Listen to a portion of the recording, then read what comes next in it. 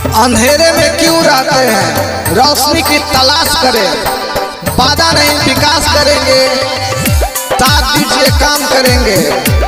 रेखा देवी को इस बार जिताना है और मुरौरा पंचायत से मुखिया बनाना है।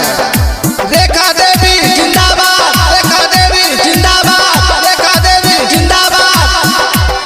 मुरौरा पंचायतवा से रेखा देवी खाड़ा हकिन गे बहिनी। मुरौरा पंचायतवा से रेखा देवी खाड़ा हकिन गे बहिनी। आ मुखिया में अब की न के जीतई है खाड़ा हकिन गे बहिनी। आ मुखिया में अब की न के जीतई है खाड़ा हकिन गे बहिनी। दुए नंबर ढोलक छापर हउए निशानिया। मुखिया बनैया गे बहिनी। मुखिया में अब की न के जीतई है सीतामढ़ी खाड़ा हकिन गे बहिनी। गरीबन के मसीहा हखिन बालाजी भैया गे बहिनी। गरीबन के मसीहा हखिन बालाजी भैया गे बहिनी। आ ढोलक छापर जाइए के बटन दबा के विजयी बनैया गे बहिनी। ढोलक छापर जाइए के बटन दबा के विजयी बनैया गे बहिनी।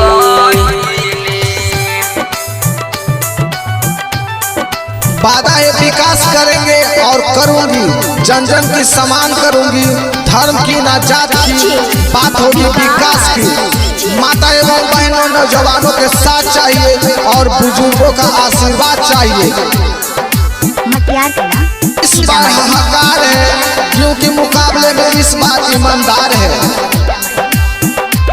रेखा देवी जिंदाबाद। इंदराया बस दे तुलयौरी विरधा पेंशन गे बहिनी।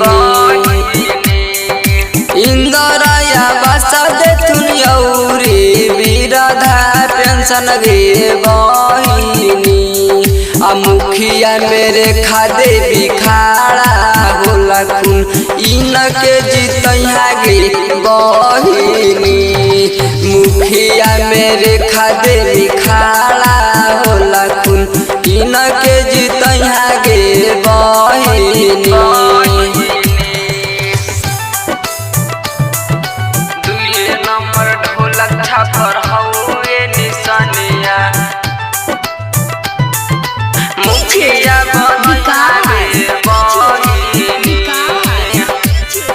मुखिया में अब की न के जीतई है सीतामढ़ी खाड़ा हकिन गे बहिनी।